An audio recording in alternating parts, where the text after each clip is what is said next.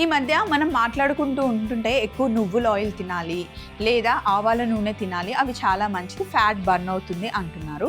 కాకపోతే నిజానికి మన కిచెన్లో అన్ని ఆయిల్స్ ఉండాలండి. పల్లి నూనె, నువ్వుల నూనె, ఆవాల నూనె, ఆలివ్ ఆయిల్, అట్లా అన్ని రకాలుగా మనం లీటర్ అలా తెచ్చిపెట్టుకుంటే ఒక్కొక్క వంటలో ఒక్కొక్క ఆయిల్ టేస్ట్ని ఇస్తుంది. అంతేకాకుండా అన్ని ఆయిల్స్ తీసుకోవడం వల్ల ఒక్కొక్క ఆయిల్లో ఒక్కొక్క ఔషధ గుణం ఉంటుందన్నమాట. ఇప్పుడు నువ్వుల నూనె తీసుకున్నాం అనుకోండి, బాడీలో ఎక్స్ట్రా ఉన్న ఫ్యాట్ మనకి ఉండదు, నిలువ ఉండదు, అది చాలా మంచిది.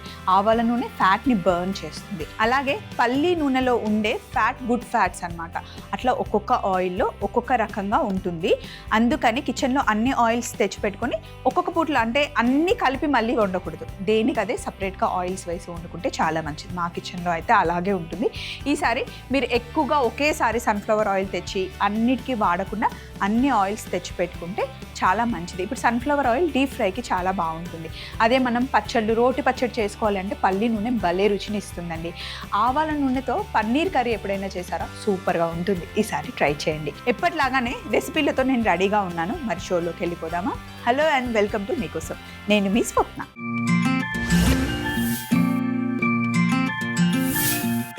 ఈరోజు మనం ఫస్ట్ చేసుకోబోయే రెసిపీ మష్రూమ్ దో పియాజా తయారు చేసుకుంటున్నాం. దానికోసం మెయిల్ మనకి నిఖిల రాశారు from Vizag. Hi Swapna, this is Nikhila from Vizag. Mushroom do pyaza ఎట్లా చేస్తారండి? మీరు మీ స్టైల్లో ఈజీ వేలో చేసి చూపించండి అని చెప్పేసి మనకి మెయిల్ రాశారు. చాలా ఈజీ అండి అండ్ టేస్టీగా కూడా చేయొచ్చు.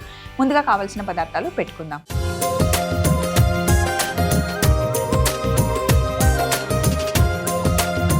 ఇప్పుడు మనం మష్రూమ్ దో పియాజా తయారు చేస్తున్నాం.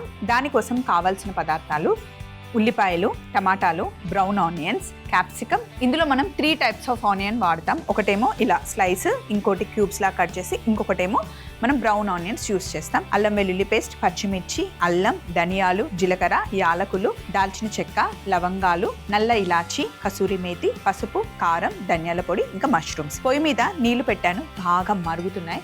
ఇప్పుడు మనం చేస్తుంది మష్రూమ్స్ దో పియాజా అనేది చాలా పాపులర్, రెస్టారెంట్స్లో చాలా బాగా దొరుకుతుంది అండ్ చాలా టేస్టీగా ఉంటుంది. ఇది డ్రైగా చేసుకుంటాం అన్నమాట. మనం మష్రూమ్స్ వేసేసి బాయిల్ చేసుకోవాలి.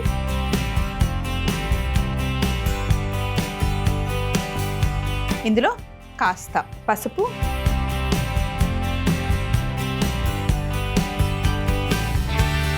ఇంకా కొద్దిగా ఉప్పు, మష్రూమ్స్ని ఉడికించుకోవాలి.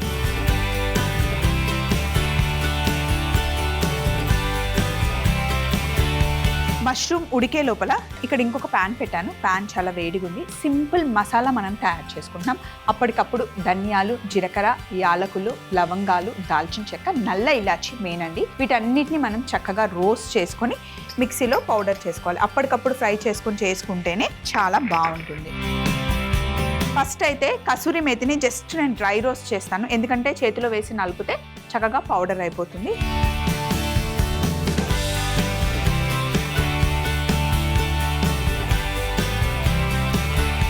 లైట్గా అలా డ్రై రోస్ట్ చేసేసి తీసి పక్కన పెట్టేసుకో.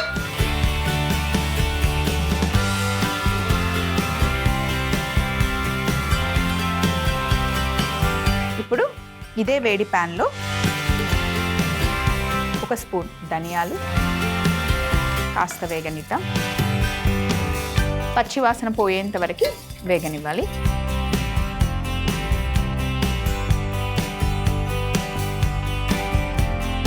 అలాగే దాల్చిన చెక్క, జీలకర్ర 1 స్పూన్,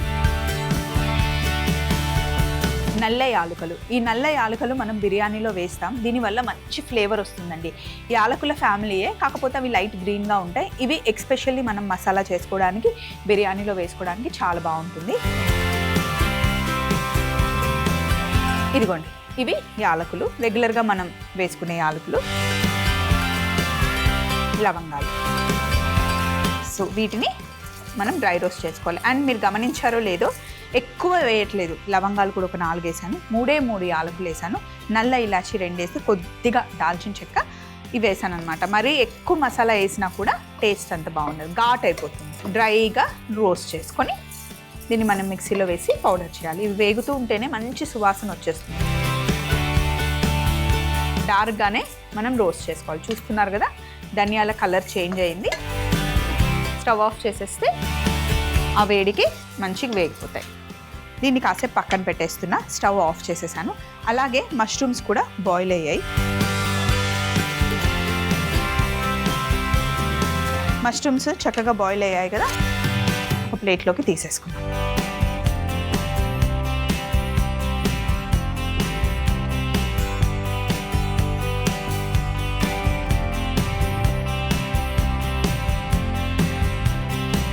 నాకు మష్రూమ్స్ కర్రీ అన్నా, మష్రూమ్ మసాలా అన్నా, మష్రూమ్ స్టార్టర్స్ అంటే చాలా ఇష్టం అండి. మా ఇంట్లో పిల్లలు కూడా, 2 పిల్లలు చాలా ఇష్టంగా తింటారు. మా అత్తమ్మకైతే ఎంత ఇష్టమో. చిల్లీ మష్రూమ్స్ చాలా ఎంజాయ్ చేస్తాం.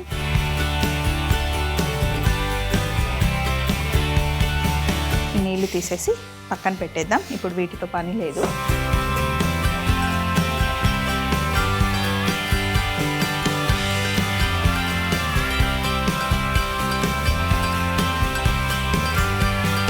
ఇప్పుడు ఈ మసాలాని నేను మిక్సీ జార్లో వేసేస్తున్నాను. అది కాస్త చల్లగా అయ్యే లోపల ఇదే ప్యాన్లో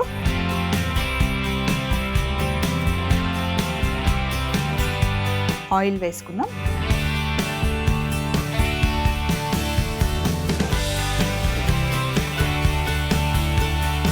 నూనె వేడెక్కిన తర్వాత ఇందులో సన్నగా పొడుగా కట్ చేసుకున్న ఉల్లిపాయలు వేసేయాలి.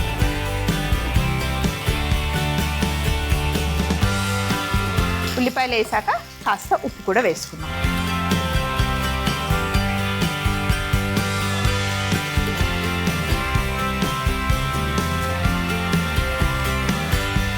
ఉల్లిపాయలు లైట్గా పచ్చివాసన పోతే సరిపోతుంది.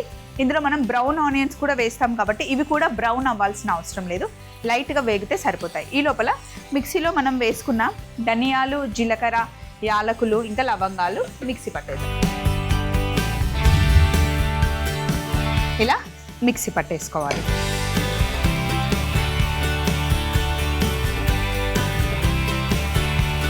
ఉల్లిపాయలు ఇలా వేగిన తర్వాత ఇందులో 1 టీ స్పూన్ అల్లం వెల్లుల్లి పేస్ట్ వేసుకోవాలి. కాస్త పసుపు. అల్లం వెల్లుల్లి పచ్చివాసన పోయేంత వరకు ఫ్రై చేసుకోవాలి.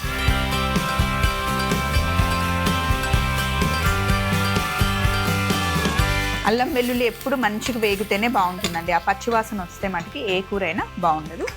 ఇప్పుడు ఇందులో మనం టమాటాలు వేసుకోవాలి.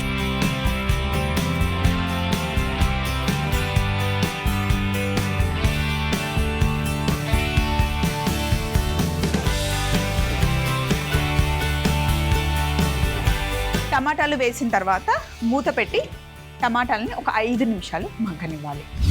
ఒక 5 నిమిషాల తర్వాత ఇలా బాగా మగ్గుతుంది. ఇందులో మనం బ్రౌన్ ఆనియన్స్ వేసుకోవాలి. ఒక గుప్పెడు కారం,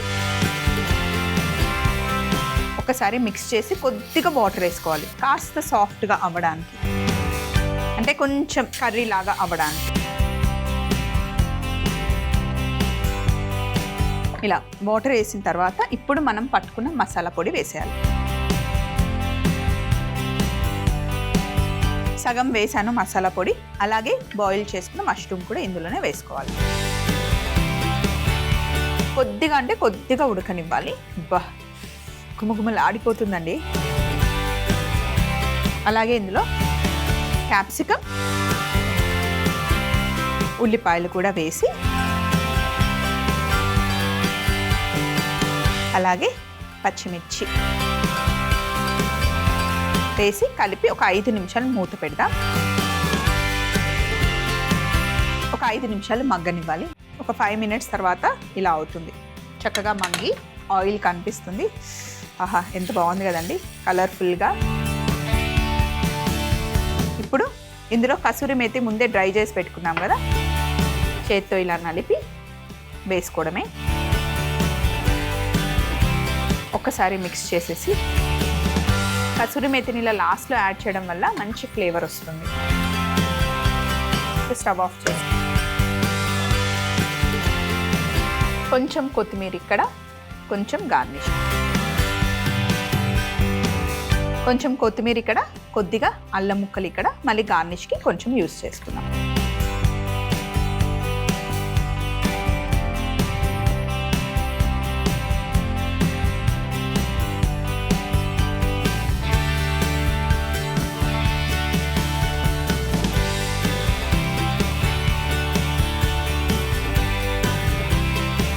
ఎక్కువ ఆనియన్స్ వేసి చేసుకునే మష్రూమ్ దో పియాజా. ఇలా మష్రూమ్ లవర్స్కి సూపర్ నచ్చుతుంది.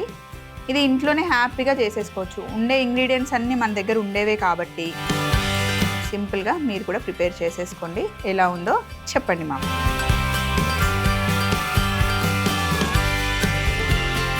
పైనుండి కొద్దిగా కొత్తిమీర, అల్లం ముక్కలతో garnish.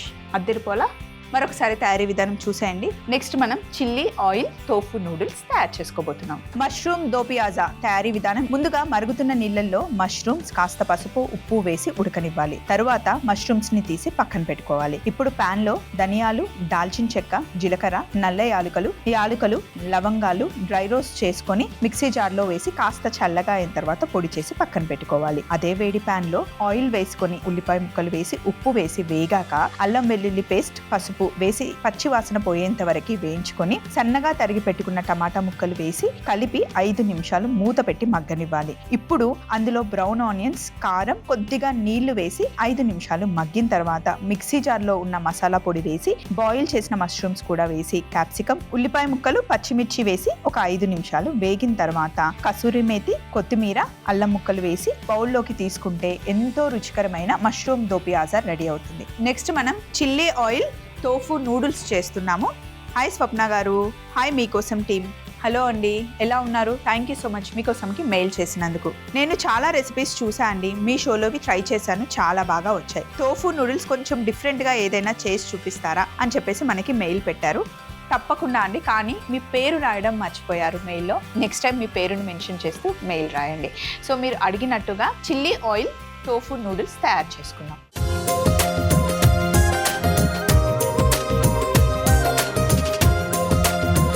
Chilli oil tofu noodles ఇప్పుడు మనం తయారు చేస్తున్నాం. టోఫు చాలా హెల్దీ అండి.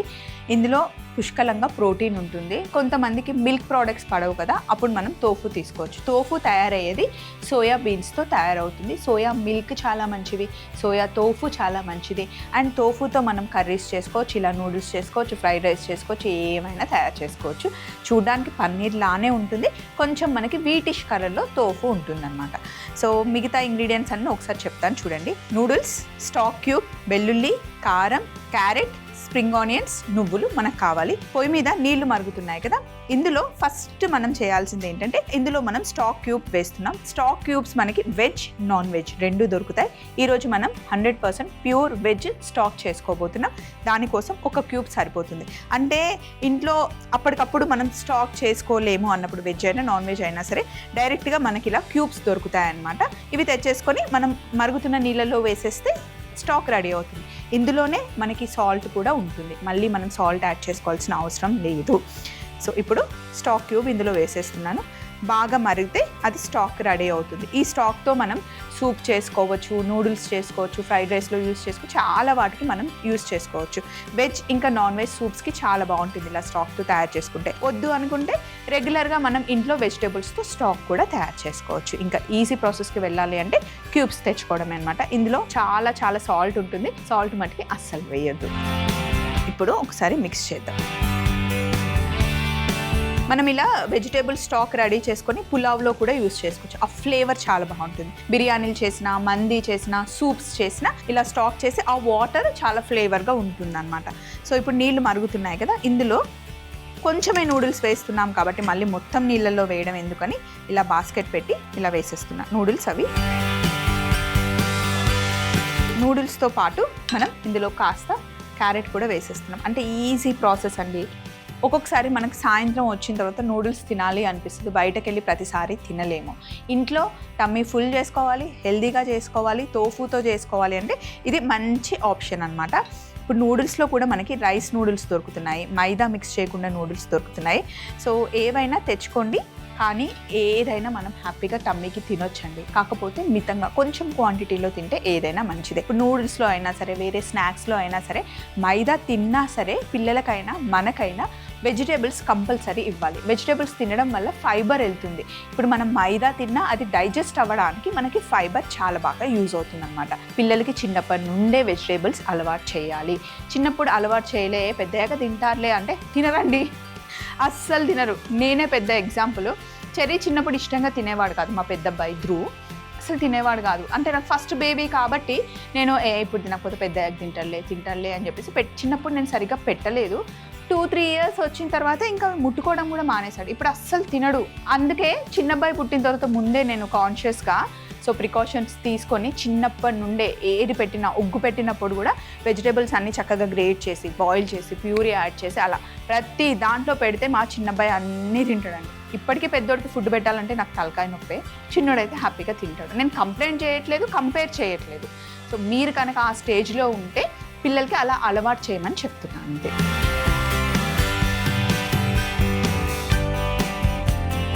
సో ఇప్పుడు నూడిల్స్ ఆల్మోస్ట్ కుక్ అయిపోయాయి. నేను దీన్ని ఈ స్టవ్ మీదకి షిఫ్ట్ చేసేస్తున్నా. ఇక్కడ ఒక ప్యాన్ పెట్టా. ఈ ప్యాన్ సూపర్ హాట్ ఉంది.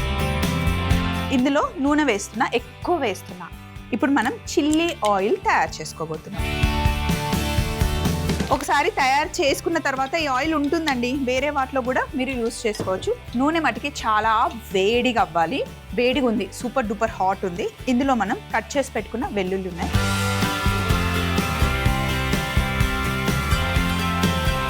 అలా వెల్లుల్లి కాస్త కలర్ వచ్చాయి కదా, ఇప్పుడు స్టవ్ ఆఫ్ చేసేయండి.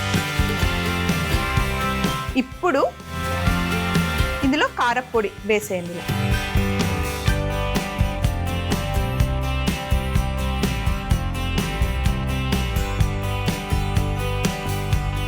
మూత పెట్టి పక్కన పెట్టేయండి. అంతే, చిల్లీ ఆయిల్ అయిపోయింది. ఇప్పుడు కొంచెం మూత ఇలా లైట్గా ఓపెన్ చేసి పెట్టేస్తే అదే కాస్త చల్లగా అవుతుంది. ఇప్పుడు నెక్స్ట్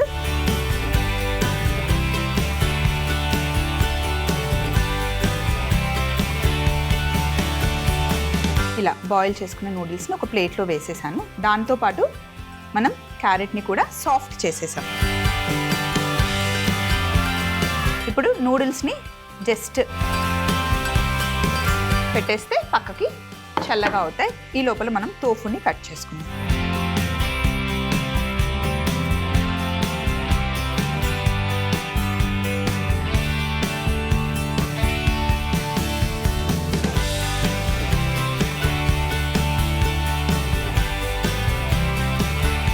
ఇలా కట్ చేసేసుకున్నాం కదా టోఫుని.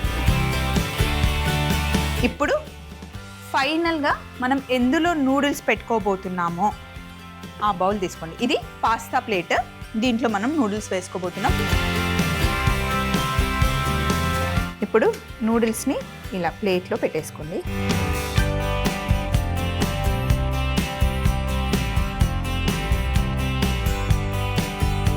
మనం తయారు చేసుకున్న చిల్లీ ఆయిల్ తీసుకోండి. చూడండి, మంచి రెడ్ కలర్లో చిల్లీ ఆయిల్ని పైనుండి ఇలా తీసుకోండి. నూడిల్స్ పైన మంచిగా వేసేయండి ఇలా.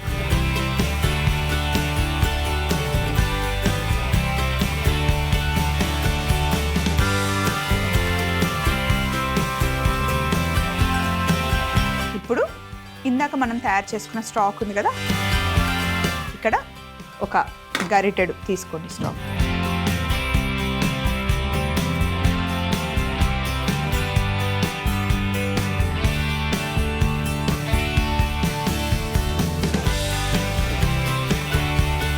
టోఫు,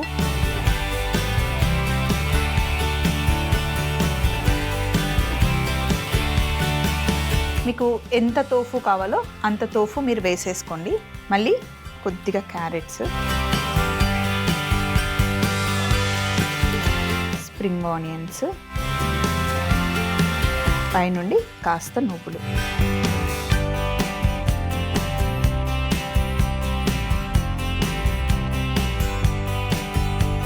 ఇప్పుడు మళ్ళీ కొంచెం పైనుండి చిల్లీ ఆయిల్ వేసేస్తే chilli oil tofu noodles ready అయిపోయాయి. చాలా చాలా యమ్ ఉంటాయి. గార్లిక్ చిల్లీ ఫ్లేవర్తో ఆయిల్తో పాటు నూడిల్స్ అద్దరిపోతాయి. మరొకసారి తయారీ విధానం చూడండి. ముందు మనం చేసి పెట్టుకున్న మష్రూమ్ దో పియాజా కూడా తెచ్చేసుకుందాం. చిల్లీ ఆయిల్ టోఫు నూడిల్స్ తయారీ విధానం: ముందుగా మరుగుతున్న నీళ్ళల్లో స్టాక్ క్యూబ్ వేసి స్టాక్ ని రెడీ చేసుకొని ఒక బాస్కెట్ లో నూడిల్స్ వేసి క్యారెట్ కూడా వేసి బాయిల్ చేసి తీసి ఒక ప్లేట్ లో పెట్టేసుకోవాలి. తర్వాత ఒక పాన్ ని వేడి చేసి నూనె వేసి బాగా వేడెక్కిన తర్వాత కట్ చేసిన వెల్లుల్లి ముక్కలు వేసి కలర్ చేంజ్ అవుతుండగా స్టవ్ ఆఫ్ చేసి అందులో కారం పొడి వేసి ఒకసారి కలిపి మూత పెట్టి పక్కన పెడితే చిల్లీ ఆయిల్ రెడీ అవుతుంది. ఇప్పుడు టోఫుని కట్ చేసుకొని నూడిల్స్ ని ఒక ప్లేట్ లోకి తీసుకొని చిల్లీ ఆయిల్ వేసుకొని తయారు చేసుకున్న స్టాక్ వేసి టోఫు ముక్కలు, క్యారెట్, స్ప్రింగ్ ఆనియన్స్, రోస్టెడ్ నువ్వులు వేసుకొని పైనుండి మళ్ళీ చిల్లీ ఆయిల్ వేసుకుంటే అద్దరిపోయే chilli oil tofu noodles ready.